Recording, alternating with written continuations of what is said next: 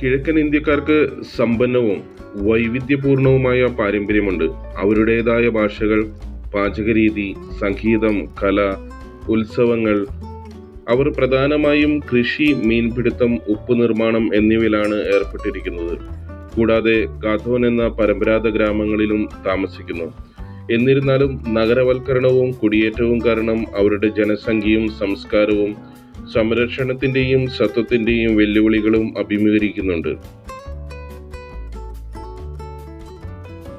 മുംബൈയിലെ ഈസ്റ്റ് ഇന്ത്യക്കാരുടെ ജനസംഖ്യ പരിശോധിക്കുകയാണെങ്കിൽ 80ഓളം ഗാവുകളിലായി ഏകദേശം 3.5 ലക്ഷത്തിലധികം ഈസ്റ്റ് ഇന്ത്യക്കാർ ഇന്ന് വസിക്കുന്നുണ്ട്.